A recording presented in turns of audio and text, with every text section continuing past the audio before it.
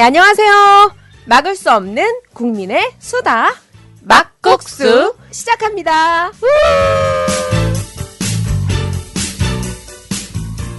분님 안녕하세요. 네, 안녕하세요. 민주주의자 분입니다. 네, 안녕하세요. 반전 있는 영입니다.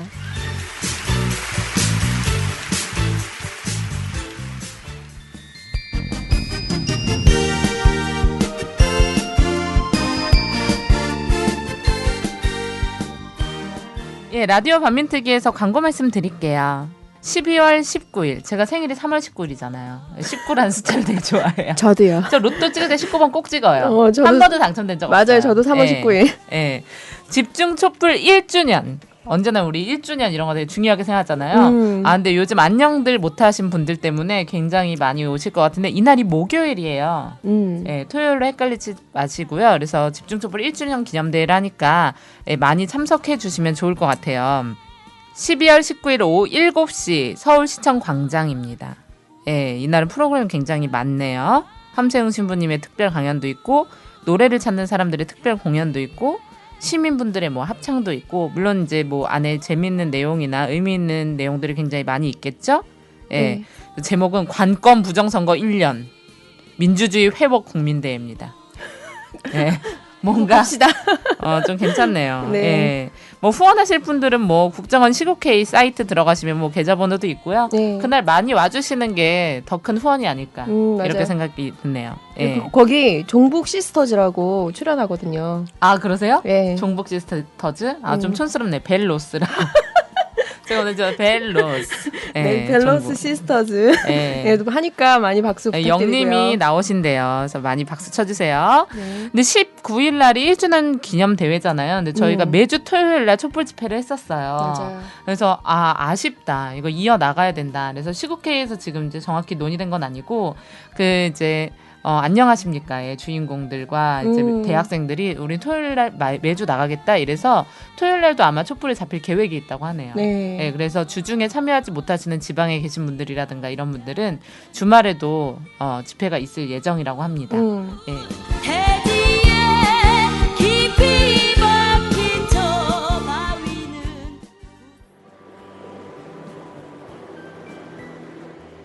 네, 다음은요. 후기요. 청취후기 보내드리겠습니다. 그대가 우울하시니 방송이 우울하고 듣는 저도 우울해지려고 합니다. 부님에게 하는 얘기예요. 힘내시라고.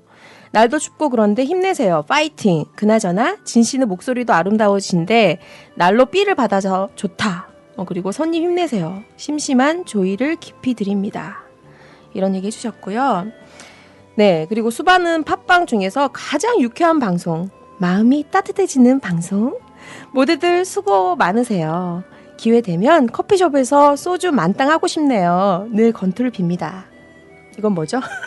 커피숍에서 소주를. 네, 우리에게 어울리는 처사죠. 네, 좋은데요. 아주 개념 있고 막 뭔가 교양 있어 보이고 좋은 것 같습니다. 네, 다음 몰래산타 지역 청년의 활동 잘 들었습니다. 응원합니다. 으쌰으쌰. 12월이지만 캐롤 들을 만큼 민초들 마음에 여유가 생기지 않는 개사년이 가고 있네요. 그래도 사재단 신부님들의 분노의 포효 덕분에 성냥개비 촛불 한 톨만큼이나 희망이 있습니다. 예, 이런 얘기도 해주셨는데, 예, 뭐 희망은 요즘 엄청 많죠. 우리 학생들도 뭐 안녕들 하십니까 이렇게 하면서 뭐 또 하고 계시고. 저 페이스북에 좋아요 눌렀어요. 뭐가? 그게 원래 페이스북에 이제 게시가 되면서 안녕들 하십니까가. 예, 신문 안 보시나 봐요. 아니, 언제나 좀 느리시단 말이야. 언제나 둔하고 느려. 네. 이렇게 오늘 발리지. 그리고 분님 관련해서는 분님이 목소리가 제일 좋은 것 같다. 그 다음에 분님 힘내세요. 분님 짱. 이 정도 있었어요. 네, 늘 있는 거니까 뭐. 네. 별로 새롭진 않고. 네, 감사합니다. 잘 보이면 어떻게 좀 잘해줄까 싶어가지고. 네. 주로 저는 목소리보다 외모를 칭찬하는 걸 좋아해요. 오늘 뭐 눈곱도 안 떼고 나왔는데도 너무 이쁘시네요. 그럼요. 제가 오늘 이사를 해가지고 아주 힘들었어요. 네, 가구를 번쩍번쩍 들어서 옮겼죠. 네. 네. 조만간 놀러 가도록 하겠습니다.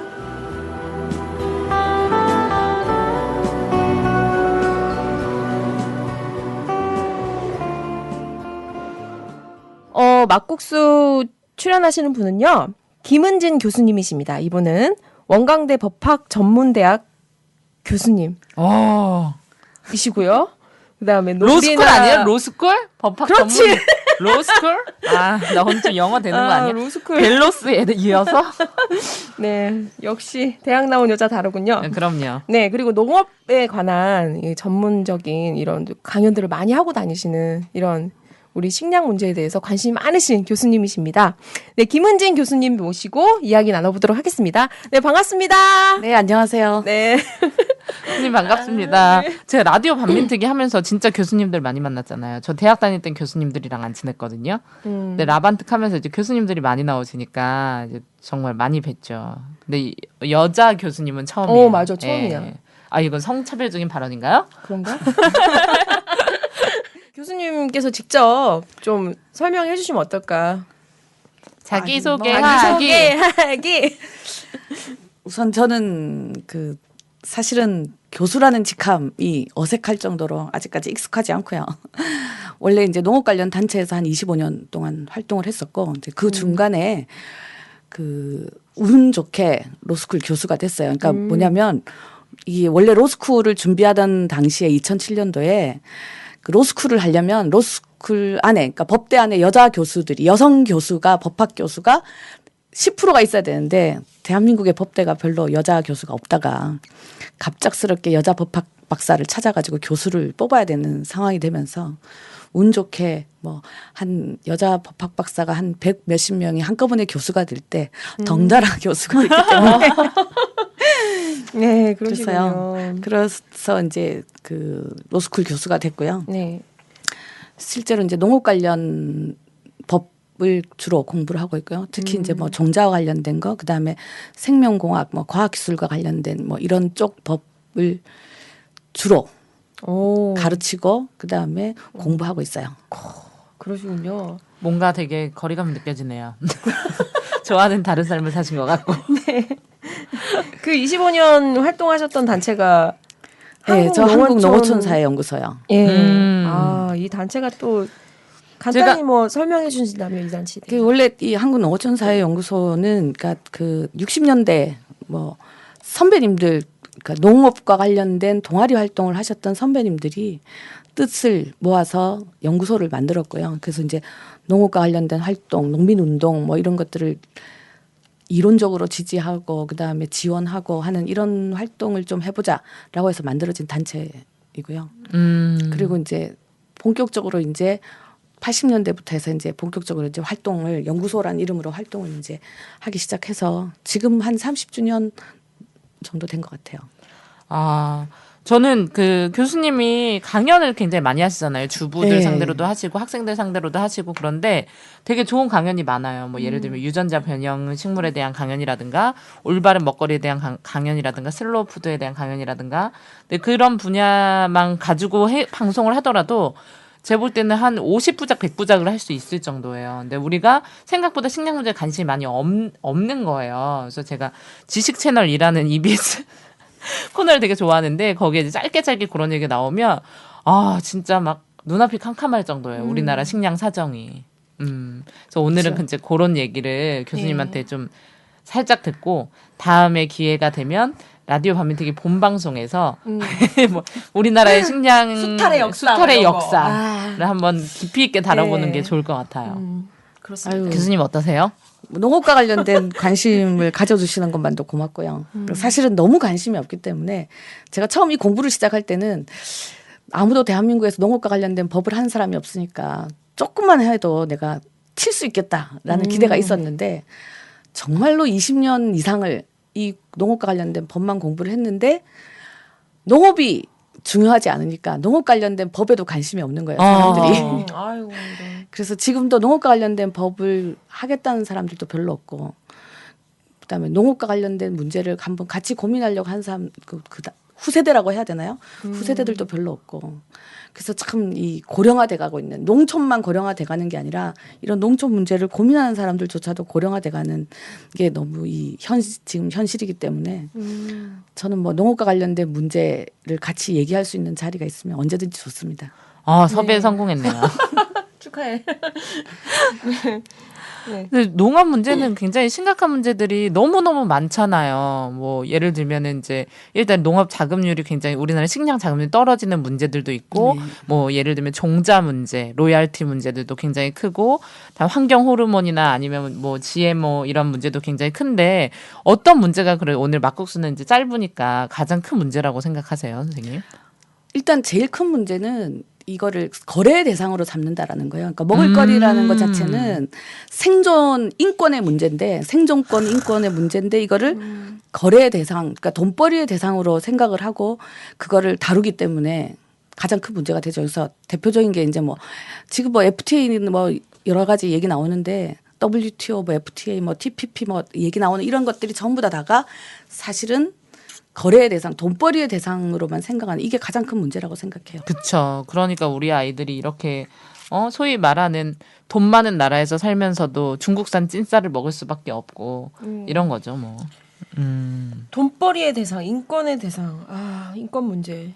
대단히 심각한 문제인 것 같은데 지금 TPP도 진행 중이고 뭐 그렇죠. FTA는 이전부터 진행 중이었고 이렇게 되고 있잖아요. 그래서 간략하게 TPP가 뭔지 그다음에 이 FTA와는 어떤 차이점이 있는지 이런 얘기. 2차 세계는 끝나고 나서 가트 체제에 들어서면서부터 FTA라는 거, 그러니까 자유무역 협정이라는 거는 좀 계속 있어 왔어요. 근데 네. WTO 하에서의 FTA하고 다른 거죠. 그러니까 그 전에 FTA라고 했을 때는 뭐냐면 아예 없었던 건 아니고 그러니까 처지가 비슷한 나라라고 해야 되나요? 그러니까 처지가 비슷한 나라. 이 처지라는 것이 꼭 안 좋은 의미가 아니라 그러니까 주어진 상황이 비슷한 나라들이 어떻게 한번 스스로 자구책을 마련하는 이런 분위기에서 시작을 했던 게 사실은 FTA 자유무역 협정이었는데 그게 이제 가장 대표적으로 이제 나프타 그러니까 네. 북아메리카 자유무역 협정에서 깨진 거죠.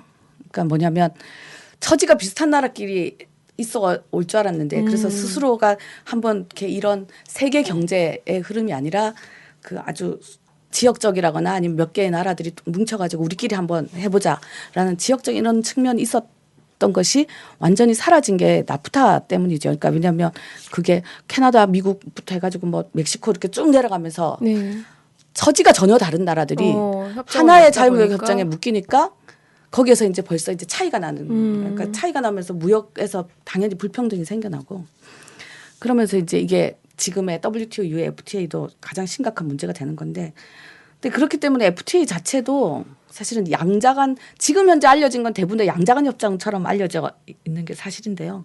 그러니까 두 나라가 협정을 하는 거고 네. 그래서 그 지금 대부분 다 두 나라에서 협정을 하는 것도 이런 분위기가 생긴 것도 그 WTO가 95년도에 출범을 하고요. 그다음에 2001년도에 WTO 하에서의 다자간 협정이 시작이 됐어요. 이게 이제 보통 카타르 도하에서 시작이 돼서 도하 개발 아젠다라고 하는데 이게 2001년도에 시작을 했는데 지금 2013년이잖아요. 네. 아직까지 타결이 안 됐어요.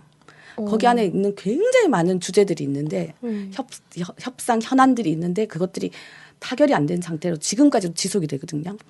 지속이 되면서 이제 2000년대 중반이 들어서면서 그러니까 소위 말할 때 이제 미국이 전술을 바꿨다고 해야 되나요? 그러면서 이제 양자간 협정으로 돌린 거죠. 왜냐하면 나라들이 DDA 하에서는 똘똘 뭉친 나라들이 그룹을 지어가지고 이렇게 의견을 내기 때문에 이런 걸 그러니까 왜 있잖아요. 그 똘똘 뭉쳐서 깨지 못할 때는 각기격파를 한다. 라고 하는 이런 측면도 좀 있고 그러면서 이제 FTA가 주로 이제 양자간 협정 그러니까 두 나라 사이에서 그 두 나라에게 독특한 어떤 놓여진 문제들을 해결하기 위한 그러니까 이게 그렇죠. 뭐 우리 한미 입장에서는 FTA, 해결이 아니지만 한칠 네. FTA 이렇게 해결이 아니지만 그런 식으로 이제 두 나라 간의 협정으로 주로 알려져 있고요. TPP 같은 경우는 그거하고는 좀 다르게 뭐냐면 다자간 협정이긴 한데 도하개발 아젠다처럼 전 세계적인 게 아니라 그러니까 TPP 자체가 환태평양 해가지고 이제 태평양을 삥 둘러서 한 나라인데 이것도 처음에 시작은 좀 처지가 비슷한 나라라 비슷하게 이렇게 뭐 칠레니 싱가포르 이래서 요런 몇몇 나라들이 했는데 이것도 이제 미국이 끼어들면서 완전히 성격이 바뀐 거죠. 그렇죠. 그러면서 일본도 이게, 끼어들었잖아요. 그러니까 일본은 아직까지는 이제 공식적으로 끼어든다라는 의사 표현을 구체적으로는 안 하고 있는데요. 그래요? 그러니까 우리나라가 이제 한 거고 이걸 가지고 사람들이 말할 때 미국이 중국을 견제하기 위한 거 아니냐라고 하는 뭐 분석하는 사람들도 있고요. 근데 이게 이제 결과적으로는 뭐냐면 처지가 서로 다른 나라들이 그러니까 미국의 지배하에 다시 놓이게 되는 구조를 또 만들게 되죠. 그래서 그 이미 만들어진 틀, 그러니까 TPP가 이제 이미 만들어진 틀이 있는데 우리가 요 안에 들어간다라는 얘기는 이미 만들어진 틀 안에 들어간다는 거고요. FTA는 그래도 이미 만들어진 틀은 아니고 협상 여하에 따라서 바뀔 수 있는 여지가 있는데 그러니까 이런 차이가 엄청나게 크게 있죠. 근데 그럼에도 불구하고 지금 우리가 FTA를 추진하거나 이미 타결된 나라들이 대부분 다가 TPP의 해운 국가이기 때문에요. 이게 지금 냉정하게 따지면 일본 하나 남은 셈이죠. 우리나라가 이제 일본하고만 FTA가 체결되면 뭐 12개 나라랑 다 FTA를 체결한 거나 똑같으니까요. 그래서 뭐 이거 그런 측면에서 봤을 때는 TPP 자체가 가지고 있는 그 파급력이라고 해야 되나요? 그러니까 이런 것들은 FTA보다 훨씬 더 심각한 문제라고 할 수 있죠. 그러면 이제 정부에서는 많이 TPP도 뭐 예를 들면 뭐 우리 뭐 이제 다른 거 할 때처럼 WTO 안에서 이제 FTA를 했음에도 불구하고 그것도 굉장히 좋게만 선전을 하고 굉장히 악조건이나 이런 게 많은데도 그랬던 것처럼 TPP도 굉장히 크게 홍보를 할 것 같아요. 지금 이미 뭐 경제 성장 효과가 뭐 2% 이상 될 것이다라고 얘기를 하고 안 하면 뭐 마이너스 몇 프로인데 하면 몇 프로 플러스 몇 프로다라고 벌써 정부가 홍보를 하기 시작했죠. 왜 이렇게 우리는 근데 그런 거 다 했는데 막 G20 회의도 하고 FTA도 하고 다 했는데 왜 이런 거죠? 진짜. 왜 이런 거야? 정말. 아니 뭐 그래서 사람들 되게 식량 문제가 굉장히 지구를 놓고 봐도 엄청 중요한 문제거든요. 예를 들면은 이제 과학이나 기술이나 의학이라든가 아니면 환경 문제에도 다 식량 문제가 엄청나게 크게 걸려 있는 거예요. 뭐 지구 온난화라든가 이런 문제에서도. 그쵸. 근데 식량 문제 되게 터부시하고 이제 뭐 좀 가볍게 생각하고 이렇게 생각하는 이면에 뭐가 있냐면 우리나라 사람들이 이 농업이나 뭐 이런 FTA 문제하면은 얘기하면 다 뭐라 그러냐면 중국산 사 먹으면 된다고. 싸니까. 중국산 싸다고. 안 굶어 죽는다고 요즘 시기에 막 이렇게 얘기를 하는데 제가 중국에서 5년 살았잖아요. 중국의 물가가 제가 살았을 때에서 지금까지 이제 한 7, 8년 동안 농업 물가가 거의 8배에서 10배 정도 뛰었거든요. 농업 생산물만요. 앞으로 중국산이 쌀 거라고 사람들 왜 생각하는지 모르겠고 예, 중국에 이제 그런 말이 있어요. 모짜렐라 치즈 가격이 엄청나게 오른 거 아세요? 예, 엄청나게 올랐는데 전 세계적으로 올랐는데 그 이유가 뭔지 아세요? 중국인들이 피자를 먹기 시작하면서부터예요. 근데 이게 그러니까 먹을거리와 관련돼서 사실은 우리에게 참 많은 교훈이 있었는데 우리가 너무 모르고 넘어가는 게 아닌가 싶은데, 그러니까 실제로 2008년도에 아시다시피 전 세계적으로 식량 폭동이 일어날 뻔 했던 나라들도 있고 막 식량 폭동이 실제로 일어났던 나라들도 있는데 저는 그 당시에 필리핀 문제를 꼭 얘기를 하고 싶거든요. 근데 2008년도에 필리핀이 무슨 일이 있었냐면 쌀을 배급을 했어요, 나라에서요. 국민들에게요. 왜냐하면 폭동을 막기 위해서요. 근데 왜 그런 필리핀에서 이 폭동이 일어나느냐가 중요한 건데 필리핀이요 실제로 국제 벼 연구소가 거기에 있어요. 그러니까 왜 국제 벼 연구소가 있냐면 필리핀이 여러 개의 섬으로 돼 있기 때문에 굉장히 많은 섬으로 돼 있어서 벼 품종이 굉장히 다양하고요. 벼 농사가 굉장히 잘 되는 조건을 가지고 있어요. 거기 또 이모작하잖아요. 그러다 보니까 필리핀이 벼 연구를 하기에 정말로 좋은 곳인 거죠. 그래서 국제 벼 연구소가 있을 정도로 필리핀이 벼 농사에 그 장점을 많이 가지고 있는 나라였는데 쌀 폭동이 일어날 뻔했다라는 거예요. 그러니까 왜 그러냐면 필리핀이 농업을 돈벌이의 대상으로 생각을 하면서 그러니까 수출 작물을 집중적으로 짓기 시작한 거예요. 그래서 뭐 사탕수수라든지 뭐 바나나라든지 뭐 이런, 그러니까 식량과는 직접적으로 관계가 없고 먹을거리니까 밥상에 올라오는 것하고 직접 관계가 없는 기호작물 중심으로 농사를 짓다 보니까 그리고는 뭐라고 생각을 했냐면 태국이나 베트남에 쌀이 많으니까 쌀은 거기서 수입해서 먹으면 된다라고 생각하고 오랫동안 지내왔어요. 근데 2008년도 초에 무슨 일이 있었냐면 국제 곡물 기업들이 있어요. 그러니까 뭐냐면 그 농산물과 관련돼서 모든 가격을 결정을 하는, 그러니까 선물 거래를 통해 가지고 농산물 가격을 좌지우지하는 곡물 기업들이 2008년도 초에 갑작스럽게 이제 그러니까 쌀값을 완전히 폭등을 시킨 거예요.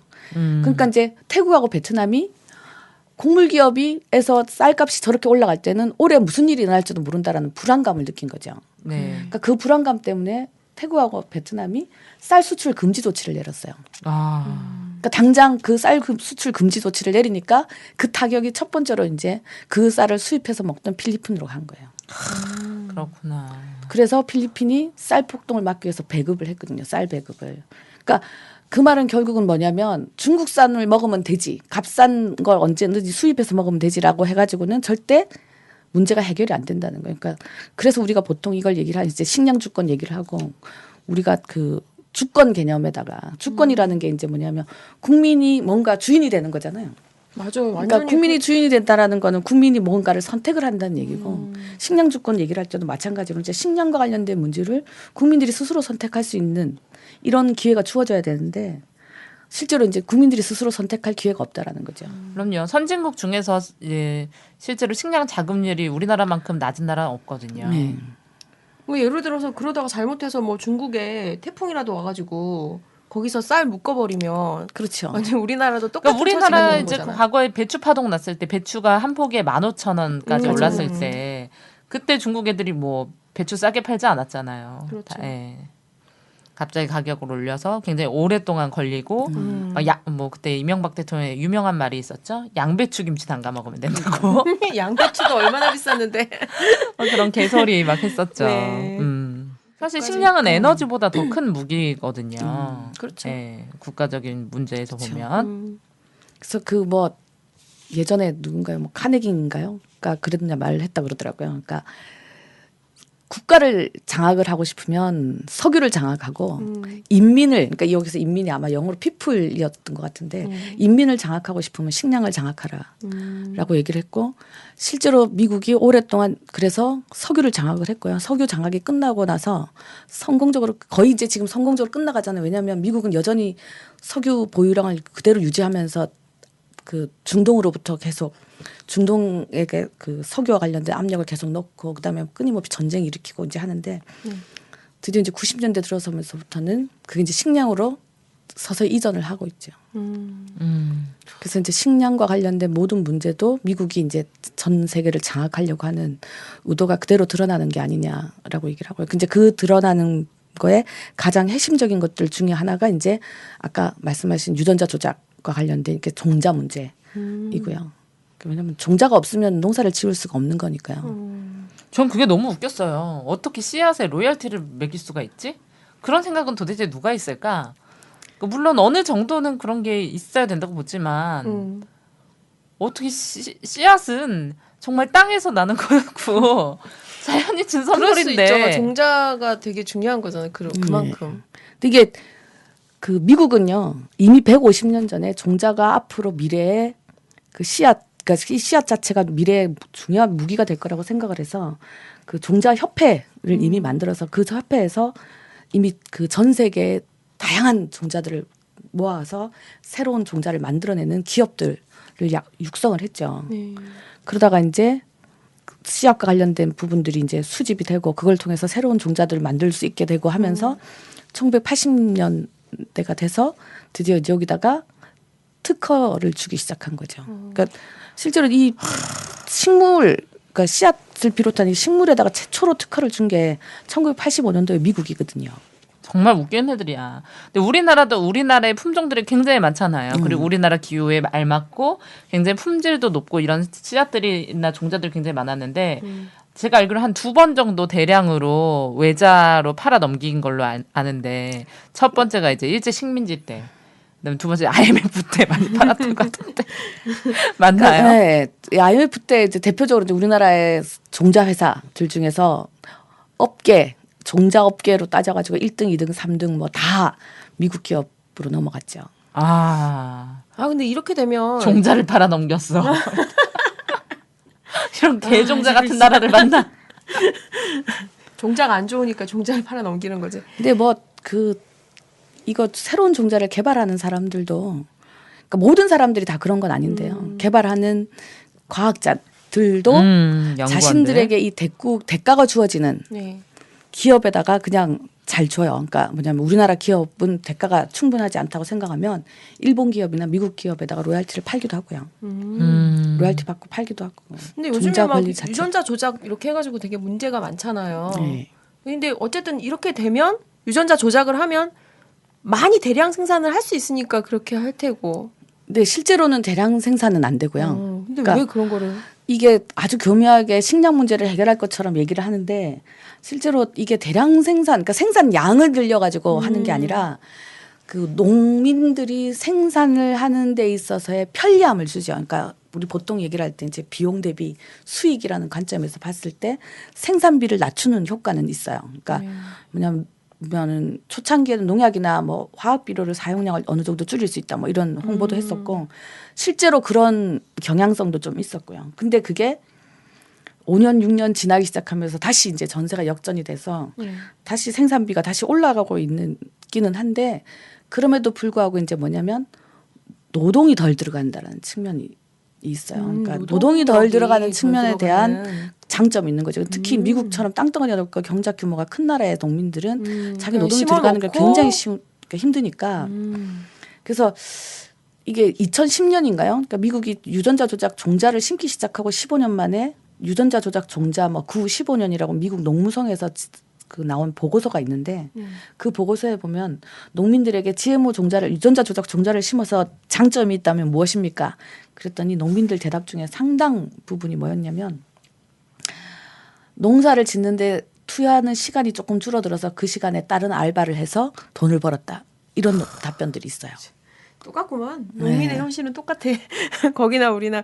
아 그러면 그것들이 가지는 위험성들이 되게 많을 거잖아요. 네. 위험성과 관련돼서 이게 이제 과학기술과 관련돼서 얼마나 집요하게 자본들이 이 과학기술까지 장악을 하고 가느냐라는 거를 진짜 전형적으로 보여주는 사례라고 생각을 하는데 이 유전자 조작 종자와 관련돼서 각종 실험들이 있어요. 그 각종 실험을 하는데 주로 쥐 실험을 하거든요. 근데 그 사람들이 식품이나 의약품에다가 쥐 실험을 하는 이유는 쥐와 사람의 유전자 구조가 가장 비슷하기 때문이에요. 그래서 하는데 돼지도 굉장히 비슷한데 돼지 가지고 실험을 하지 않고 굳이 쥐를 가지고 하는 거는 일단 돼지 가지고 실험을 하려면 돈이 너무 많이 들죠. 많이 먹여야 되니까. 근데 쥐 같은 경우는 뭐 양도 적게 먹고 더더군다나 쥐는 한 세대가 6개월밖에 안 돼요. 그러니까 인간은 보통 한 세대가 30년이라고 하는데 그러니까 빨리 나타나니까. 그래서 쥐 실험을 1년을 하면 인간의 60년을 어느 정도 예측해 볼 수가 있고 쥐 실험을 2년을 하면 인간의 120년을 어느 정도 예측해 볼 수 있기 때문에 쥐 실험을 하게 되는데 그 쥐 실험을 해서 보니까 굉장히 다양한 문제들이 나온 거예요. 근데 나왔는데 이거를 뭐 소위 말해서 네이처니 뭐 사이언스 같은 이런 유명한 과학 논문 잡지들이 실어주질 않아요. 왜냐하면 그 잡지들 자체도 돈이 있어야 잡지를 출판을 하는데 그 돈을 대주는 기업이 정해져 있잖아요. 그 농민 농업하는 그렇죠. 그런 식량 문제 기업. 그러니까는 굳이 그 자기들에게 스폰서가 되어주는 기업을 공격하는 논문들을 실으려고 안 하는 거죠. 그래서 그 뭐 제일 유명한 사건으로는 버클리 대학에서 처음으로 밝혀졌던 그 멕시코에서의 유전자 조작 옥수수 뭐 발견된 사례가 있었는데 그 사례도 그 네이처지에서 게재를 하기로 논문 게재를 하기로 했는데 그 게재를 하기로 약속한 호수에 됐을 때 그 게재를 취소를 하고 그거를 반박하는 다른 교수의 논문을 실었어요. 그리고 그러니까 이거를 먹었을 때 유전자 조작 종자를 먹었을 때 가장 위험하다라는 쥐 실험 결과를 최초로 밝힌 사람이 영국의 푸츠타이 박사님이신데 그분은 이제 일하던 연구소에서 잘리고요. 해고당하고 그 후에 그 실험의 정당성을 입증하기 위해서 여러 가지의 논문을 준비를 하셨는데도 불구하고 한 번도 실린 적이 없어요. 그렇구나. 네. 그럼 어떤 문제점이 있는 건가요? 구체적으로? 그래서 지금 뭐 알려진 거로는 그러니까 보통 이런 거 있잖아요. 그러니까 머리끝에서 발끝까지 온갖 증상이 다 나왔다. 이게 가장 쉬운 설명인 것 같아요. 그러니까 이 GMO를 쥐한테 먹여가지고 실험을 해봤더니 예를 들어서 암컷쥐한테 실험을 해보면 암컷쥐가 뭐 사산을 하거나 아니면은 뭐죠? 유산을 하거나 아니면은 저체중 알을 낳아서 저체중 쥐를 낳아서 결국은 몇 몇 주 못 살고 죽거나 뭐 이런데 이러한 거 말고 그러니까 이런 특수하게 생식기와 관련된 이런 것들뿐만이 아니라 뇌 이상이 오거나 심장에 이상이 오거나 콩팥에 이상이 오거나 간에 이상이 오거나 심지어는 혈액에 이상이 오거나 그러니까 증상은 정말 머리끝에서 발끝까지 안 나온 게 없는 것 같아요. 이런 그 유전자 변형 이런 유전자 변형 GMO에 대해서 특허권을 가장 많이 가지고 있는 회사가 몬산토라는 회사예요. 90% 이상을 이 회사가 이제 유전자 변형의 특허권을 가지고 있는데 이 회사가 어떤 회사냐면 이제 우리가 식품 회사라고 당연히 생각 농업과 관련된 회사잖아요. 고엽제 아세요? 고엽제? 고엽제 만드는 회사예요. 야, 아니요, 완전히 네. 전 세계의 악이구만. 네, 그래서 뭐 이 몬산토는 뭐 우리가 생각하는 식품 뭐 이렇게 얘네가 뭐 그냥 우리가 생각할 때 뭐 변화 만들고 농민의 마음으로 이런 회사라고 생각하는데 진짜로 막 자본의 정점에 있는 뭐라 그래야 될까 아주 악덕 우리나라의 삼성을 뛰어넘는 그런 회사예요. 이게 원래 그 화학 회사여가지고요. 화학 회사에서 제일 먼저 원래 했던 게 이제 농약 회사예요. 그러니까 농약 회사인데 별걸 다 했네. 아이고 아주 그냥. 이게 이제 그 환경 문제가 심각해지면서 예. 그 농약과 관련된 것들이 이제 부정적인 그게 게 되니까 굉장히 분위기가 이제 강해지니까 나름의 기업 이미지를 제고하기 위한 방편이라고도 할 수 있죠. 그러니까 몬산토 입장에서는요. 그러니까 그래서 자신들의 시장 지배 구조를 바꾸지 않기 위해서. 그러니까 그 동안에는 농약을 팔아가지고 전 세계의 농약 시장을 장악하고 있었는데 그걸 통해 가지고 그 농업을 좌지우지할 수 있다고 기대를 했는데 그 농약과 관련된 위기가 나오니까 그 문제를 극복을 해서 다시 한번 시장을 지배하기 위한 방편으로 이제 종자 회사를 사들이기 시작했고요. 그래서 그렇게 해서 사들인 종자 회사를 가지고 그 회사가 가지고 있는 종자와 자신들이 가지고 있는 화학, 농화학, 그러니까 농약과 관련된 기술과 이런 것들을 과학적으로 짬뽕을 시켜서 만들어내는 게 오늘날의 이제 생명공학이니까요.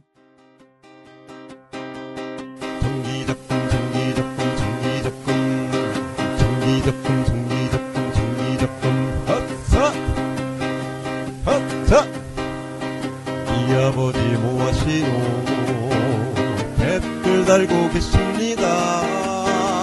일베서 우유에서 보내드린 글씨에서 애국자 되셨구나 나란 일 하시는구나 이 아버지 뭐하시노 댓글 달고 계십니다. 일베서 우유에서 보내드린 글씨에서 애국자 되셨구나 나란 일 하시는구나 애국자 되셨구나 나란 일 하시는구나.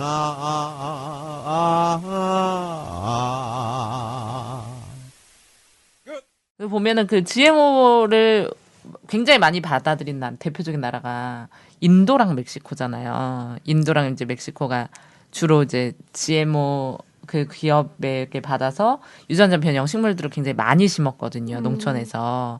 근데 두 나라 다 농업이 지금 굉장히 어려워지고 있어요.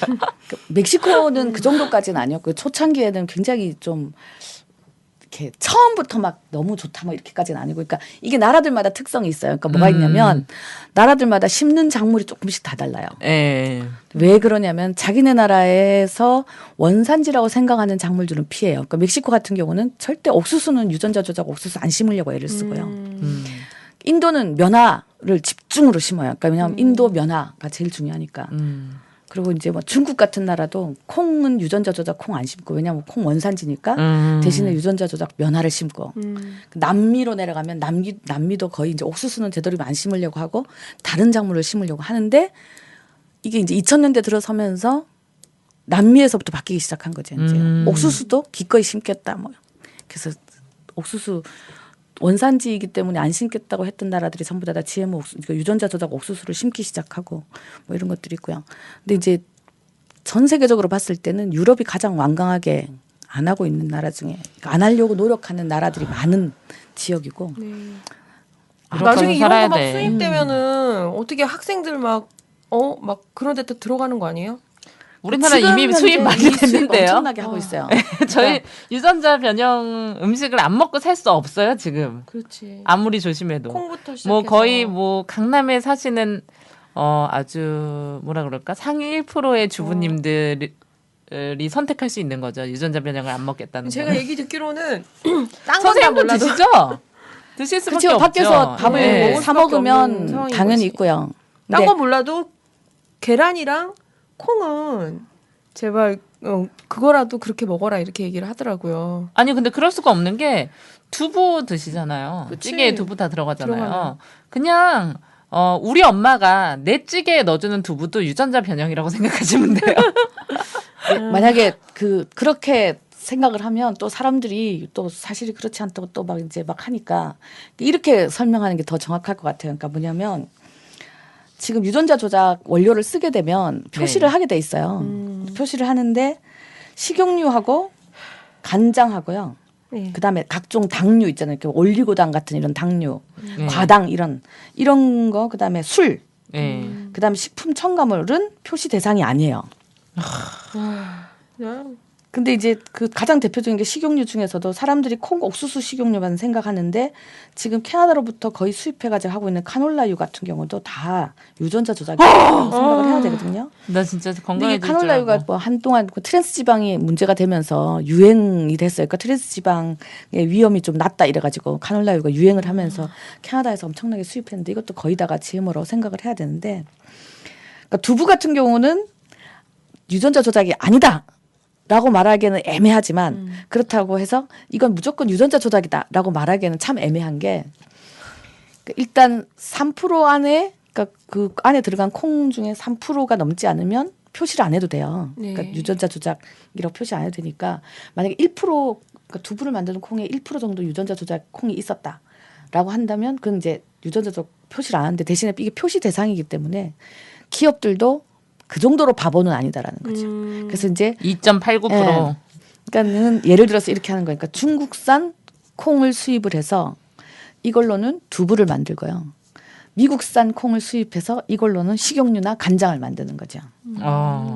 왜냐하면 식용유나 간장은 미국산 유전자 조작 콩이 들어와도 표시 안 해도 되니까 거기 식용유나 간장에다 넣고요. 그래서 간장 중에서 이렇게 수입산이라고 적혀 있는 것들이 있어요. 그러니까 우리는 법에서 보면 3개국 이상으로부터 수입을 해왔을 때는 나라 이름을 안 쓰고 수입산이라고 그냥 써도 돼요. 그럼 이제 어떻게 하냐면 미국산 콩을 왕창 쓰고 거기다가 한 몇 프로 정도 중국산하고 뭐 그다음에 무슨 저기 호주산산, 베트남산 뭐 이런 식으로 조금만 넣으면 3개국이 되니까 수입산이라고 쓰는 거죠. 근데 왜냐하면 미국산이라고 써버리면 미국산 콩이라고 쓰면 사람들이 이거 혹시 유전자 조작 이렇게 걱정할 수가 있으니까 그거를 막기 위해서 수입산 이렇게 써요.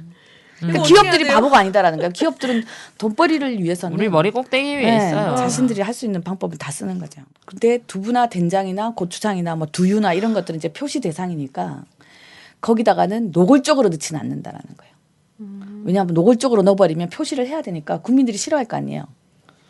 그래서 딱히 굳이 표현을 하자면 거기는 들어갔다 하더라도 3% 이하로 들어갔을 것이고 그 자체를 유전자 조작 콩 자체로 만들지는 않고요. 하지만 그렇다고 하나도 안 들어갔다. 수입산이 들어왔을 때는 하나도 안 들어갔다라고 큰 장담을 못하는 거고요.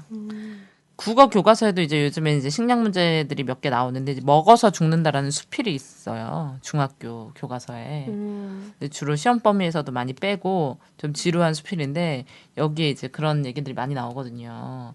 이제 소, 돼지 이런 애들이 항생제 들어있는 사료나 이런 거 너무 많이 먹어가지고 막 몸에 축적되고 그걸 또 사람들이 먹고 그다음에 목초지 육식 너무 많이 해가지고 막 지구상은 사실 공평하게 분배하면 사실 언제나 분배가 문제 아니겠습니까? 그렇죠. 어디서나 공평하게 분배하면 굶어 죽는 사람 없어야 되는데 사람들 육식 너무 좋아해가지고 그 양키들이 너무 육식 좋아해가지고 이 소를 키우려면 목초지를 다 얘네들 먹어야 되잖아요. 식물이 없는 거예요. 그래서 또 지구 온난화의 원인이 되면서 되고. 기아 문제 소들이 곡물을 다 처먹어가지고 인간이 먹어야 될 곡물을 다 처먹어가지고 곡물이 부족한 곡물을 거야. 그리고 많이 먹어야 어. 지방도 많아지고 맛있어진대. 그래서 곡물을 많이 먹는다고 그러더라고. 진짜. 네, 저도 여기 식량에서도 분익부 비익빈이 아주 그냥. 저도 그래서 고기 안 먹으려고 노력하거든요. 아, 요즘에 그래서 식습관을 많이 그렇구나. 바꿨어요. 엄마도 아프시고 막 이러면서. 그치. 네. 근데 이게 고기 저는 얘기가 채식주의는 못 하겠어요. 고기가 얘기가 나왔으니까 얘기하자면 전 이거 정말 국민들이 지금 좀 알았으면 좋겠다라고 생각하는 것 중에 하나가 이거니까 사람들이 굉장히 많은 사람들이 유럽이 미국산 소고기를 수입하지 않는다는 사실을 많이 알아요. 네. 그래서 실제로 우리가 2008년도에 그 막 광우병 촛불 막 할 때 그런 예를 막 들기도 했었는데 유럽이요. 그러니까 미국산 소고기 수입 금지 조치를 내린 게 광우병이 처음이 아니었어요. 그러니까 1994년에 유전자 조작을 기술을 활용해서 만들어진 성장 촉진 호르몬을 축산에다가 쓸 수 있도록 미국이 허용을 했어요. 맞아요. 그러면서 94년에 유럽이 처음으로 미국산 소고기 수입 금지 조치를 내렸고요. 그리고 나서 1995년에 WTO가 출범을 하면서 미국이 이 유전자 조작 기술을 활용해서 만들어진 성장 촉진 호르몬으로 키운 미국산 소고기 수입 금지 조치를 내린 거에 대해서 WTO에 제소를 했어요. 그래서 이게 미국산 소고기보다 깡패야. 훨씬 먼저 있었던 일인데 문제는 너무 뭐냐면 징그럽지 않아요? 성장 촉진제를 준다는 거? 그러니까 속도를 빨리 하니까 너무 빨리 징그러워. 크니까 빨리 잡아먹을 수가 있는 거죠. 근데 근데 인간이라고 생각해봐. 근데 더 중요한 거는 뭐냐면 그렇게 유럽이 수입 금지 조치를 내렸잖아요. 예. 문제는 이제 뭐냐면 미국이 축사업자들이 다 망하게 생긴 거예요. 왜냐하면 소를 기를 때 미국 사람들만 먹으려고 기른 게 아니라 이 소를 갖다가 팔아먹고 그러니까 이러려고 고기를 길렀는데. 주로 먹는 민족인 유럽에게다가 팔려고 키웠는데 유럽이 이걸 수입을 거부한 거잖아요. 네. 그래서 아주 교묘하게 뭘 했어야 되냐면 이제는 전통적으로 육식을 하지 않는 나라에까지도 고기를 팔아야 되게 생긴 거예요. 미국이요. 그러면서 우리나라에 무슨 열풍이 불었냐면 아이들이 체력을 키워가지고 공부를 잘하려면 체력을 키워야 되는데 체력을 키우는데 고기를 꼭 먹어야 된다라는 열풍이 분 거예요. 우리나라에요. 맞아요. 한때 소고기 그래서 열풍이라고 90년대 이유식에도 소고기를 넣고 그러면서 그 유럽이 사지 않던 미국산 소고기를 94년에 우리가 이미 수입을 해서 먹기 시작했어요. 그때부터요. 근데 이게 성장 촉진 호르몬으로 키운 소잖아요. 근데 이게 10년이 지나서 2000년대 초반이 되면서 우리나라에 무슨 문제가 생기기 시작했냐면 아이들에게서 성조숙증 문제가 사회 문제가 되기 시작했어요. 저는 어떤 생각이 드냐면 저도 굉장히 성적으로 되게 조숙했었거든요. 어릴 때. 말이 좀 그런가? 네.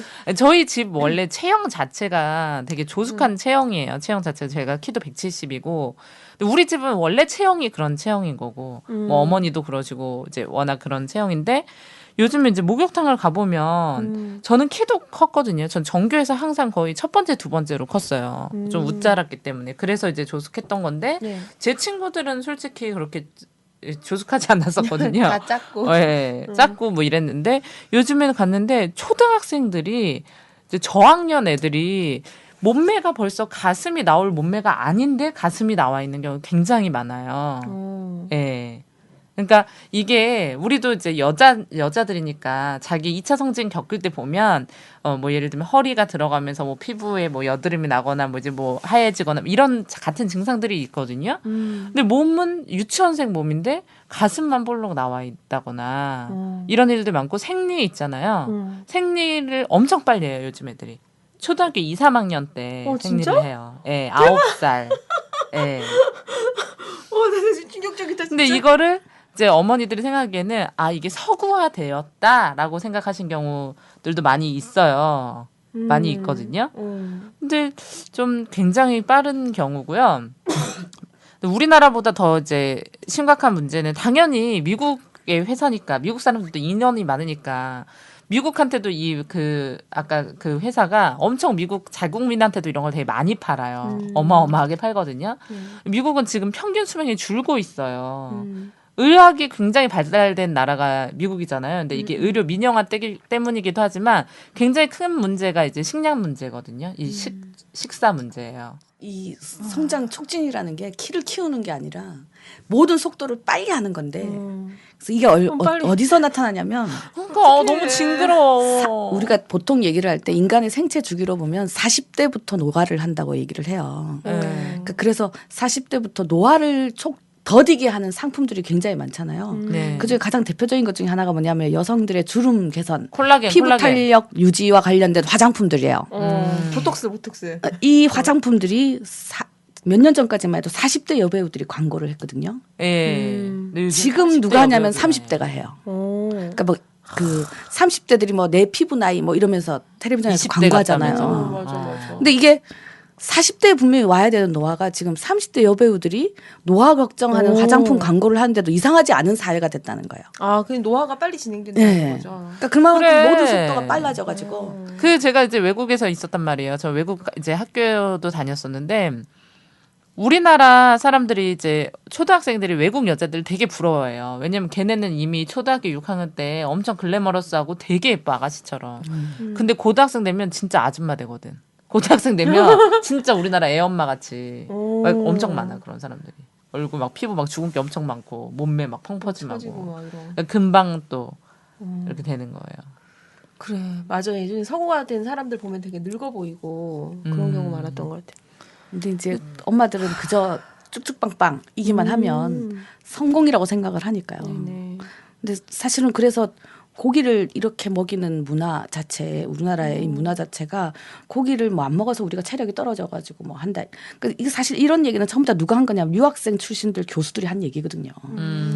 뭐 외국에 유학을 가봤더니 뭐 걔네들은 뭐 며칠을 밤을 새도 끄떡없는데 뭐 나는 테니스를 뭐 치더라 뭐. 나는 뭐 하루만 밤을 새도 몸이 체력이 딸려가지고 못하겠더라. 뭐 그래서 생각해보니 이게 다 고기를 못 먹어서더라. 뭐 이런 얘기를 했던 네. 이게 다 미국에 유학 갔다 와가지고 막 지금 한국에 와가지고 교수하고 하는 사람들이 그 나의 유학 시절 하면서 한동안 이게 미국 사람도 90년대 엄청 빨리 늙는데. 90년대에 굉장히 유행했잖아요. 나의 유학 시절 막 아, 이러면서 그렇게 되면 폐경도 빨리 오는 거 아니야? 그렇죠. 거의 그렇죠. 예.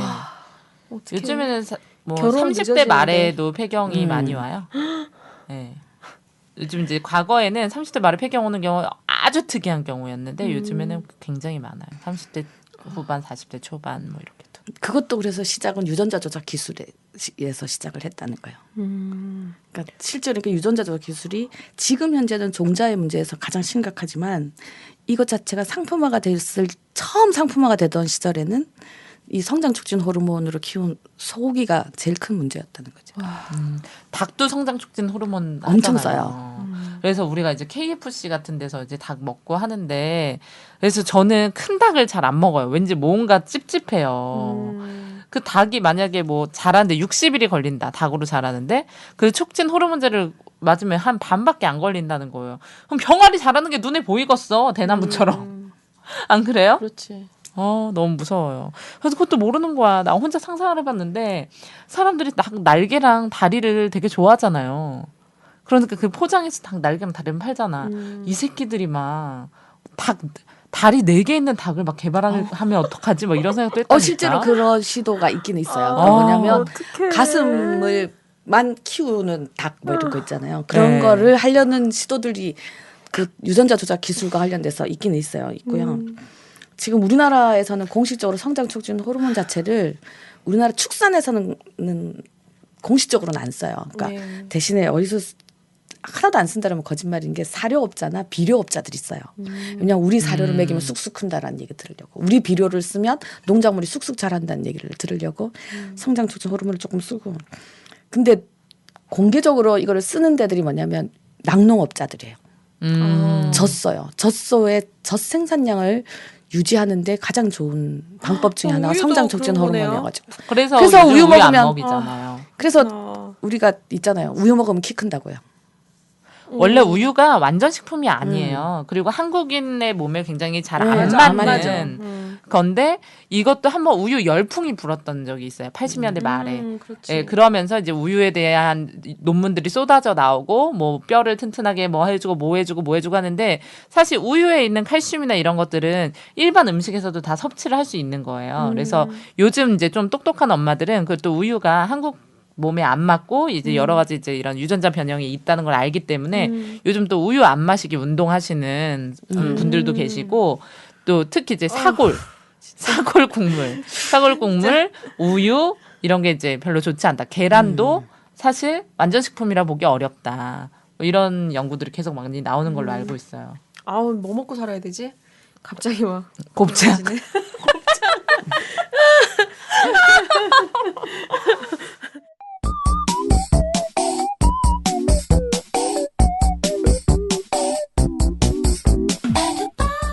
오빠, 푸타가 뭐야? 푸타 통과되면 우리 글로벌 코리아 되는 거야? 그럼 샤넬 가방도 싸지는 거야? 이런 개념 없는 정말. 화내지 마세요. 여자친구에게 라디오 반민특위를 들려주세요. 개념 있는 여자들의 쓴 수다. 라디오 반민특위. 근데 어쨌든 제일 중요한 거는 그래서 국내에서 농업 자체가 유지되어야 한다는 거니까 이게 네. 국민의 생존권의 문제라는 거죠. 그러니까 농민들의 생존권의 문제가 아니라 국민의 생존권의 문제라는 거니까 왜냐하면 아직까지 우리나라는 유전자 조작 농산물을 재배하지도 않고 네. 아직까지는 안전하다는 거예요. 우리나라가 그나마. 음. 그러니까 이런 것들을 생각하면 신토부리, 어떻게 해서든지 신토부리. 예, 국내에서 농업을 살리고 그래서 국산을 가져다가 되도록이면은 원료 농산물 위주로 먹고 그러니까 왜냐하면 식품 첨가물 자체에도 유전자 조작이 많이 들어가기 때문에 그걸 생각하면 공장에서 가공돼서 나오는 것들도 위험하다는 거죠. 근데 얼마 전에 보면은 그 지금도 뭐 여의도에서 뭐 계속 농성하고 그렇죠. 계시고 이러잖아요.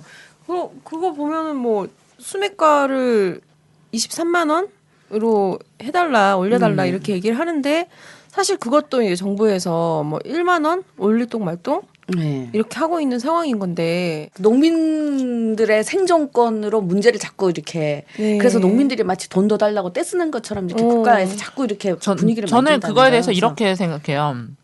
왜 농민들은 돈을 달라고 하냐. 열심히 일해서 농사 짓고 살아야지. 이렇게 얘기하는 사람들이 있는데요. 우리나라가 많이 수출하는 게 이제 휴대폰이잖아요. 휴대전화, 뭐 자동차 이런 거 있잖아요. 그런 대기업들한테도 정부가 돈을 줘요. 어려우면 그냥 10,000원씩 주는 게 아닙니다. 몇 천억씩 막 투자해요. 그쵸. 못 받아요. 걔네 갚지 않아. 세금으로 줘요. 그렇죠. 세금도 감면해 줍니다. 음. 별의별 거 다 해줘요. 이거는 농업에게만 해주는 게 아니라 정부가 당연히 해야 될 것이고 농민들이 당연히 받아야 될 권리예요. 농민이 거짓입니까? 거지여가지고 뭐 못 팔아서 이렇게 지원을 해주는 게 아니라 농업이라는 게 중요하기 때문에 우리가 수출하는 대기업이나 뭐 은행이나 이런 데가 어려우면 정부에서 지원을 해주잖아요. 굉장히 큰 단위로 지원을 해준단 말이에요. 그런 게 뭐 걔네한테도 동일한 논리라는 거죠. 굉장히 중요한 금융이라든가 농업이라든가 이런 거는 당연히 정부에서 안전하게 어느 정도는 지켜주고 그게 정부의 역할이기 때문에 정부가 있는 거지 이런 거 안 해주고 정부 있을 필요가 없는 거예요. 그렇죠. 그리고 18만 원, 19만 원 여기가 거의 본전치기 하는 금액이다라고 얘기를 하시던데. 아유, 그거는 솔직히 이제 기업, 말도 안 되는- 그러니까 그 정부에서요. 자기네들이 얘기하는- 편의상 계산한 거고요. 아유 말도 안 뭐냐면- 되지. 그러면 서울 사람들한테 막말로 얘기해서 저희는 농사를 져요. 저희 아버지가 이제 파주에서 농사를 지시는데 저희는 그래서 이제 김치나 이런 거 벼농사도 다 하고 김치도 이제 다 무농약으로 저희가 농사를 지어서 먹는데 솔직히 막말로 얘기해서요. 서울에 있는 사람들한테 일당 23만 원 쌀, 23만 원 줄 테니까 한 가마 수확만 하라 그래도 안 해요. 수확만 해라. 너 한 가마 수확해서 이거 탈곡하는 거 그것만 해라. 그래도 안 한다니까 그 일당 받고 그걸 누가 한 가마를 수확하고 그거 하겠어요. 그렇게 계산하면 안 된다니까요. 그 농업농민정책연구소 여름이라는 데가 있는데요. 거기서 이제 계산을 했는데 지금 한국 사람들이 먹는 그러니까 쌀밥을 기준으로 봤을 때 밥 한 공기 값이요. 지금 쌀 수매가가 아니지. 그러니까 목표 가격이라는 게 17만 뭐 몇백 원 뭐 이렇게 되거든요. 그러니까 17만 원이라고 치면 이걸 가지고 역으로 계산을 해보면 밥 한 공기 값이요. 150원이에요. 밥 한 공기의 쌀값이요. 그러니까 뭐냐면 보통 자판기에 커피도 300원, 400원 하잖아요. 그런데 근데 밥은 150원이라는 거예요. 그러니까 이게 지금 정상적인 가격은 아니다라는 거죠. 그러니까 이게 23만 원으로 올라간다고 해서 이게 무슨 뭐 3,000원으로 뛰는 게 아니다라는 거예요. 밥 한 공기 문제는 값이요. 그거야. 이거 이렇게 해가지고 농민분들 다 뭐 쌀농사 다 망해버리면 이후에 겪을 그 진짜 나중에 150만 원을 줘도 그렇죠. 밥 한 공기를 못 먹는 그런 세상이 온다는 거잖아요. 그러니까 지금 벌써 2006년도에 이 지금 17만 원 정하고 지금 우리가 8년째 한 번도 안 올렸다 이렇게 얘기를 하는데 네. 17만 원 정하고 나서 지금 올해 농민들이 23만 원 무조건 해야겠다라고 하는 가장 큰 뭐 여러 가지 이유가 있는데요. 이 중에서 지금 하는 게 17만 원 가지고 도저히 생산비가 보장이 안 돼가지고 벼농사 양을 줄였어요. 농민들이요. 어느 정도 이걸 줄였는데 지금 줄여가지고 그 전까지 식량 자급률에서 벼만큼은 100%라고 했는데 지금은 이미 80%대로 낮아졌어요. 네, 벼농사 맞아요. 양이요. 아버지가 이제 농사를 지시는데 이제 퇴직하시고 다른 사업을 자꾸 하고 싶어 하시는데 제가 말씀드렸죠. 농사다. 이제 농사를 져야 된다. 네, 우리 가족이 먹더라도 이제 앞으로 대란이 올까다. 식량 대란이. 그래서 실제로 지금 정부에서 그 농민들이 23만 원으로 올려달라고 했더니 정부에서 뭐라고 했냐면 이게 17만 원인 걸 23만 원까지 확 올리면 이것도 확 올리면 농민들이 너나 할 것 없이 벼농사를 짓겠다고 다시 나서가지고 벼가 남아 돌게 되면 어쩌란 말이냐라고 표현을 했어요. 정부에서. 그러니까 이게 정말 그러니까 이게 농민들을 더 화나게 하는 거죠. 왜냐하면 이 땅덩어리가 뻔한 땅덩어리잖아요. 그렇죠. 뻔한 땅덩어리에서 지어봤자. 네, 정말 농민들이 지금 거기다가 끊임없이 지방 정부의 자치단체장들은요 선거공약 보면 처음부터 기업 유치해요. 그래가지고 농지가 지금 점점 줄어들고 있다고요. 그러니까 지구 온난화 때문에도 줄어들지만 기업들이 우리나라는 뭐 정부에서 뭐 군순이 시장이니 전부 다 기업 유치해가지고 어떻게 해서든지 돈벌이 하겠다고 막 이러면서 이래가지고 당선이 되니까 농지도 줄어들고 있는데 그런 상태에서 봤을 때 벼농사를 지을 수 있는 땅은 뻔한데 농민들이 아무리 23만 원이 아니라 30만 원을 준다고 해도 논이 없으면 못 짓는 거잖아요. 그러니까 이런 측면들을 다 고려를 해서 해야 되는데 마치 땅이 무한대에 있는 것처럼 정부가 얘기를 한다는 거예요. 그래서 23만 원 하면 너나 없이 벼를 농사를 지어서 그러면 결국은 벼농사 하는 농민들끼리 또 경쟁을 하면서 값이 또 떨어질 거다. 그러니 농민들도 손해가 된다라는 식으로 논리를 편다는 거죠. 그 새끼들은 빵한 것 같아. 몽골 사나? 왜 그러지? 아, 근데 농사 너무 힘들어요. 그래서 진짜 농민들이 진짜 자살률이 높잖아요. 예. 그래서 진짜 뭐 그 인도 같은 경우는 하루에 3명씩 농사 짓다가 농약 먹고 자살하신다 그러는데 우리나라도 진짜 많이 하거든요. 그러니까 저도 네. 기억이 나는 게 예전에 뭐 투쟁을 하시는데 그 전국 여성 농민회라고 그분들이 그 올라가셔 농협 그 거기 올라가셔서 철로 이렇게 묶고서 공중에 떠서 이렇게 농성을 하신 적이 있어요. 근데 그때 말씀하신 게 하루에도 12번 농약병을 들고 아이들을 옆에 안고 살아야 되나 죽어야 되냐 이거를 생각한다. 농민들은. 이런 말씀을 하시는데 진짜 그럼요. 농사 진짜 힘들다니까요. 이 쌀이 17만 원, 18만 원에 거래가 되잖아요. 근데 이제 뭐 제가 감자 얘기를 좀 해드릴게요. 제가 농아를 갔었어요. 감자를 캤습니다. 근데 이 감자 캐는 게 이제 도시 사람들은 안 해봤으니까 그냥 홈이나 들고 쏙쏙 담으면 된다고 생각하지만 감자 농사는 또 비탈에 다져요. 경사가 어마어마하거든요. 그 위에 또 이제 나무들이 자라요. 감자만 자라는 게 아니에요. 감자 위에 고구마 줄거리 같은 게 자란다고 생각하시는데 엄청 억센 나무같이 막 자라요. 그럼 그걸 낫으로 다 베요. 그런 다음에 이제 며칠 있다가 그게 좀 약간 마르면 거기에 이제 감자를 호미를 캐는 거예요. 그럼 그걸 감자 상자에 넣죠. 그 비탈기를 오르락 내리락 하면서 감자를 줍는 거예요. 너 강원도로 갔었구나. 네. 근데 그런 데도 있단다. 그 감자가 한 상자에 농협에 매수하는 가격이 3,000원이에요. 예. 근데 씨발 내가 이렇게 생각 들더라고. 나 같으면 3,000원 나한테 그거 준다고 한 박스 나는 그것만 하라 그래도 안 할 것 같은 거야. 근데 씨 뿌리죠. 뭐 퇴비 주죠. 이건 답이 안 나오는 거야. 그렇죠. 저도 학생들 데리고 갔는데 그 학생이 그런 거예요. 하루 해보니까 너무 고생스러운 거지. 근데 아저씨들 오늘 어디 갔어요? 그랬는데 오늘 공사장에 일하러 갔어. 이렇게 고생하는데 왜 공사장에 가서 또 일을 해야 돼요? 왜냐? 그렇게 고생을 하고도 제값을 못 받으니까. 근데 더 웃긴 거는 이렇게 농사를 지어도 제값을 못 받으면 괜찮은데 빚을 진다는 거예요. 왜냐면은 농사라는 거는 흉년도 있고 막 하우스 농사 같은 거 하우스 날아가고 이러면 또 씨 다시 뿌려야 되고 이런 식이 되는 거죠. 그렇지. 거기다 다 연대보증 서가지고 도망도 못 가. 그럼요. 그래서 예전에는 농촌에 진짜. 인심이 되게 좋았거든요. 근데 요즘에는 농촌에도 용역처럼 이렇게 옛날에 이제 둘의 품앗이 이런 건 없고요. 이렇게 그 농촌에 돈을 받고 일하러 오는 할머니들이 있어요. 그 할머니들 일당이 하루 종일 25,000원이에요. 땡볕에서 감자 줍고. 아 진짜 마음이 되게 아픈데 그런 할머니들한테도 집주인이 아이스크림 하나를 안 사줘요. 왜냐하면 마음이 없어서 안 사주는 게 아니라 진짜 안 자기도 나오니까. 이미 빚더미고 500원짜리 1,000원짜리 아이스크림을 권할 형편이 안 되는 거예요. 진짜 농촌의 현실은 농촌은 이래요. 정말 현금이 진짜 예. 그렇죠. 유럽이나 미국 우리가 항상 얘기를 하는 가장 큰 이유 중에 하나가 뭐냐면 거기는 농민들이 농사를 짓는다는 것만으로도 먹고 살 수 있을 정도의 정부 보조가 들어가요. 그래서 농산물을 파는 돈은 정말 과일 수입이다라고 말할 수 있을 정도의 지원이 들어가는데 우리나라는 절대 안 해준다는 거예요. 그러게. 이게 뭐 23만 원이라고 정하면 농민들한테 23만 원이 그냥 주어지는 게 아니라 이 중에서 또 85%만 해주는 거거든요. 법으로 그렇게 돼 있어서. 그러니까 23만 원이라고 정했을 때 농민들이 실제로 받을 수 있는 총 금액은 불과 한 20만 원 조금 넘는다라는 거죠. 왜냐하면 85%까지밖에 안 되니까. 네. 그런데도 불구하고 이걸 갖다가 이제 무슨 마치 농민들이 떼부자가 되고 싶어서 그냥 23만 농사 원을, 짓게만 해달라 이거잖아요. 그러니까 하는 것처럼 이제 정부에서 아. 계속 그런 식으로 호도를 하니까 작년에요. 예. 어떤 일이 있었냐면 미국산 쌀에서 그러니까 우리가 지금 쌀을 의무 물량을 수입을 하잖아요. 근데 미국산 쌀에서 비소가 검출이 됐어요. 그러다가 이제 비수 죽을 때 먹는 거 아니야?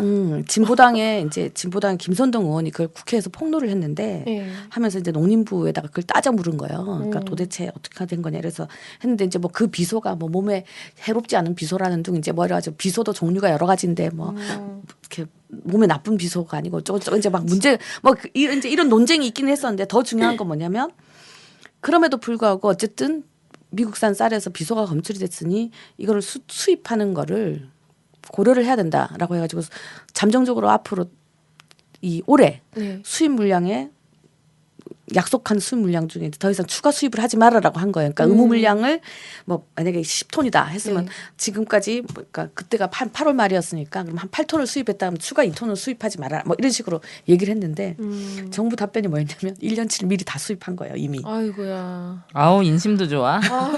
그래가지고는 최고의 소비자네. 그러니까는 이 이제 근데 당장 이 쌀을 가지고 뭔가를 해야 돼. 그러니까 이미 있는 쌀인 거예요. 그러니까 비소 섞인 쌀이라고 이제 하니까 근데 이걸 추석 물가 뭐 이런 걸로 이 뉴스를 덮어버렸어요. 언론에서. 그래서 국민들한테 거의 안 알려졌죠. 안 알려졌는데 그리고는 이 쌀을 소비를 하긴 해야 되잖아요. 네. 그래서 어떻게 했냐면 이거를 막걸리 만드는 데 한 거예요. 막걸리. 그래서 제가 그 작년 9월 달부터 해서 수입산 쌀이라고 돼 있는 막걸리를 안 마셔요. 아 여러분 수입산 쌀이라고 돼 있는 막걸리 드시지 마시고. 그러니까 이게 일상적으로 있는 일이라는 거예요. 그러니까 뭐냐면 실제로 우리가 우리나라 땅에서 나는 먹을거리를 먹는 것이 얼마나 중요한 것인가에 대해서 눈으로 보여지는 사건들이 굉장히 많은데 그런 사건들은 의도적으로 다 숨겨진다라는 거예요. 숨겨지고 마치 이걸 주장하는 농민들만이 문제인 것처럼. 그래서 그러니까 뭐 이런 거 있잖아요. 아까 말한 것처럼 감자 한 박스를 했는데요. 3,000원이에요. 그러니까 농민들 어떻게 생각하냐면 근데 이 3,000원을 가지고 각 박스를 가져 이걸 트럭에다 실어야 되잖아요. 이 트럭을 싣고 도매시장까지 가야 된단 말이에요. 그 기름값 또 나 있잖아요. 그러니까 이걸 다 농민들이 부담을 해야 되니까 이 3,000원을 가지고 3,000원짜리 몇 박스 실어서 이걸로는 돈이 안 되니까 농민들이 뭘 하냐면 결국은 갈아엎어요. 그러니까 차라리 썩혀가지고 이걸 갖다 거름이라도 삼아야 되겠다라고 갈아엎는데 이 갈아엎는 걸 언론은 또 뭐라고 하냐면 배불러서 갈아엎는다라고. 그러니까 언론에 하면 그러면 또 농민 그 일반 사람들은 보면서 정말 힘들어서 갈아엎다 이렇게 생각을 하는 게 아니라 마치 저것들이 배불러 가지고 먹을 걸 갖다가 갈아엎고 앉았다라고 교묘하게 언론 플레이를 하는 사실 거죠. 농사 얼마 힘든데 아, 허리 부러져요. 그래서 이게 한도 끝도 없다는 거예요. 그러니까 이거를 국민들의 정말 생존권이라고 생각해야 되는데 왜냐하면 옷은요 이렇게 갈아입을 것만 있으면 옷이 많지 않아도 살 수 있잖아요. 집도 비바람만 막아주면 굳이 50평짜리 안 살고 5평짜리에서 살 수 있는데 먹는 거는 오늘 잘 먹었다고 일주일 굶을 수 없잖아요. 그럼요. 매일매일 먹어야 되는 거란 말이에요. 그러니까 매일매일 먹어야 되는 거니까 이게 생존권인 거예요. 근데 이걸 생존권으로 접근해주지 않는다라는 거죠. 그러니까 이게 국민의 생존권으로 접근하지 않고 농민들이 자기네들 잘 먹고 잘 살려고 하는 무슨 개인적인 욕심처럼 비춰지고 이게 또 점점 부추기는 게 뭐냐면 가끔씩 텔레비전에서 뭐 이런 거 있잖아요. 블루오션 하면서 농민들 중에 뭐 정말 뭐 떼돈 억대 버는 연봉, 억대 연봉보다 더 부러울 거 없다 이러면서 이런 사람들 가끔씩 텔레비전에 간지나는 나와가지고 하는 농부. 거야. 예. 걔는 뭐야 대체? 그러면서 뭐 이게 서울대 출신의 귀농 성공기 뭐 이런 거. 그러니까 이런 걸 비춰주면 마치 대한민국의 모든 농민들이 그렇게 사는 것처럼 그렇게 사는 농민들은 정말 100명도 채 안 되는데 정부가 농민의 문제에 이렇게 관심이 없는 이유가 뭔가 이렇게 얘기를 했더니 사람들이 농민이 너무 적어졌기 때문이래요. 그리고 나이가 많으시니까 음. 언제 들어가실지 모르고 거의 뭐 농민의 분들 만나도 거의 형님 뭐 오빠 이렇게 부르는 분들이 뭐 50대 50살. 분들이 청년회 그렇죠. 뭐 그렇지. 이러시죠. 그래서 이제 뭐 계속 농민들 숫자가 지금 우리가 처음 전국 농민의 총연맹, 전국 여성 농민의 총연합이 생길 때가 80년대 말 이럴 때요. 1000만 농민 이랬거든요. 네, 맞아요. 근데 지금 250만이에요. 네. 곧 100만이 될 근데 거라고 하더라고요. 이명박이 자기가 대통령 할 때 뭐라고 했냐면 100만 명으로 줄여야 된다고 이렇게 얘기를 한 거예요. 250만 명도 많다고. 그러니까 이게 무슨 말이냐면 이게 돈벌이라고 생각을 하니까요. 농민들이 돈벌이가 안 된다. 그럼 돈을 벌려면 양을 그러니까 많이 생산을 해야 되는데 양을 많이 생산하려면 농지 면적이 넓어져야 되잖아요. 네. 근데 우리나라의 땅은 한정이 있단 말이에요.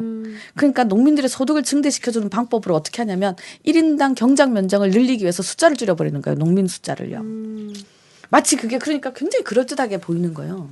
근데 교과서에도 네. 그게 나와요. 네. 교과서에 제가 이제 뭐 지금 있는지 모르겠는데 저는 이제 기억력이 이제 부분적인 기억력이 교과서에 어떤 내용이 있었냐면 대체 작물을 심고 이러면서 농민들이 이제 가정이나 이런 교과서였을 거예요. 대체 작물을 심어서 농가 소득을 늘렸고 뭐 이러면서 뭐 고랭지 배추 뭐 어디는 인삼 뭐 이런 식으로 뭐 이제 외우고 뭐 이랬던 게 기억이 나는데 넌 그것처럼 말도 안 되는 말이 또 있을까? 비싸게 뭐 팔고 싶으면 비싼 거 밥 안 만들라는 먹고 뭐 인삼 거잖아. 씹어 먹고 살 것도 아니고 그쵸. 이게 뭐 그러니까 정말 그러니까 이게 전부 다 그 농민들이 이제 경작 면적만 넓히면 마치 해결될 것처럼 해서 농민 숫자 줄이고 경작 면적을 넓혀놨는데 그러니까 농민 숫자가 적으니까 어떻게 되냐면 이 안에서 해야 할 수 있는 노동이라는 게 정해져 있는 거예요. 네. 정해져 있으니까 아까 말한 것처럼 사람을 사서 써야 되고 그리고 계속 이제 단작 한 가지 작물에다가 도박을 하라고 하는 거죠. 그래서 제가 도박 농사라고 표현을 하는데 그러니까 아까 배추값이 40 몇천 원 뛰면은요 어떻게 되면 나라에서 수입을 한다는 거예요. 더 못 뛰게 하려고요. 근데 배추값이 폭락을 했을 때는 아무도 책임을 안 져주는 거예요. 그럼 폭락을 했을 때는 그 폭락한 것만큼 농민들한테 뭔가를 해줘야 되는데 그 폭등을 했을 때는 수입을 해가지고 해결해주고 하고 폭락을 했을 때는 농민들한테 그냥 너가 알아서 해라라고 하고 왜 그동안에 뭐 경쟁력도 못 키웠냐라고 하면서 말하는 것처럼 뭐 다른 경쟁에 있는 작물 심어라라고 하는 식으로 간다는 거죠. 주권방송을 아끼시는 해내외 시청자 여러분 반갑습니다. 주권방송이 평화통일과 주권회복을 위한 진보 언론의 사명을 안고 출범한 지 3년이 다 되어갑니다. 지난 3년간 왜곡된 역사의 진실을 알리고 민족 번영의 길을 모색하기 위해 열심히 뛰어왔습니다. 주권방송에 보내주신 결의의 성원과 격려에 감사드립니다. 앞으로도 역사의 진보와 민족의 통일을 향해 쉼없이 달려가겠습니다. 주권방송이 더 힘차게 달리기 위해 해내외 동포들을 주권방송의 새로운 주주로 모십니다. 참여 방법은 주권방송 홈페이지 615tv.net에서 주식 인수하기 배너로 들어오셔서 인수증을 내려받아 작성해서 보내주시면 됩니다. 해내외 동포분들의 적극적인 참여와 성원으로 평화통일 진보 언론답게 더 열심히 일하겠습니다. 고맙습니다. 진짜 오늘은 너무 아쉬워요. 이거 아니에요. 한 번 더 나오셔야 되겠어요. 그래야겠어요 진짜. 네, 진선분과 함께 한 2시간짜리 방송으로 네, 선생님 좀 가능할까요? 네, 저 되게 많이 알죠, 선생님. 저 그러게요. 이런 거에 되게 관심 많아요. 네. 맨날 그러니까 찾아보고 그랬어요 옛날에. 왜냐면 이런 분들이 곧 결혼하신다고 하니까 정말 이런 분들이 좀 많이 늘어나 젊은 분들이 해서 우리 2세가 네. 좀 다르게 살아야 되는데 오, 우리 맞아요. 2세들은 이런 분들이 정말 많아져야 될 것 같아요. 와 울지 마세요. 왜 이렇게 맨날 우세요? 그러게요. 제가 너무 너무 감성적이셔가지고. 그러게요. 예. 아 근데 저도 이 먹거리 생각하면 되게 답답해요. 사람들이 정말 되게 똑똑한 척은 다 하면서 이런 문제에 굉장히 무지하고 이런 것이 되게 안타깝고, 근데 이 원인은 사람들 멍청해서가 아니라 이런 것들을 국민들에게 올바르게 알려주지 않으려는 세력들이 항상 있어요. 뭐 아까 얘기했던 거대 기업도 있고, 또 그런 기업들이 또 우리가 주로 얘기하는 FDA라든가 뭐 이제 식약청, 그렇죠. 예, 뭐 이런데 그런 데라고 해서 그런 기업들과 관련이 없는 게 아니에요. 사실 이제 거의 한 통속이다 그렇죠. 이렇게 봐야 되거든요. 저는 너무 열받는 게 네. 그런 거예요. 왜냐면 이게 농민 문제가 아닌데 농민들에게 떠맡겨지고 네. 철도 문제도 철도 문제가 아닌데 철도 분들이 다 노동자들에게 직위 해제 가서. 당하는 이런 현실이 되게 그분들한테 열받고 감사해야 그런 것 같아요. 돼요. 이분들이 돈 몇만 원 더 받으려고 그렇게 하시는 건 아닙니다. 철도 노동자분들도. 그래서 그럼요. 예, 뭐 이렇기 때문에 예. 그래서 좀 더 우리가 관심을 갖는 우리 라디오 반민특위가 이제 주로 다른 문제들도 많이 했는데 농업이나 먹거리 문제 처음 다뤄보는데 첫 관심을 갖는 계기가 되는 방송이 될 것 같아요. 네, 그렇습니다. 또 우리 여성들이 또 진행하다 보니까 저는 너무 막 진짜 좋은 일 하시네요. 공부. 이런 걸 굉장히 지금까지 많이 모르셨다는 게 더 나 충격적인데요. 그러니까.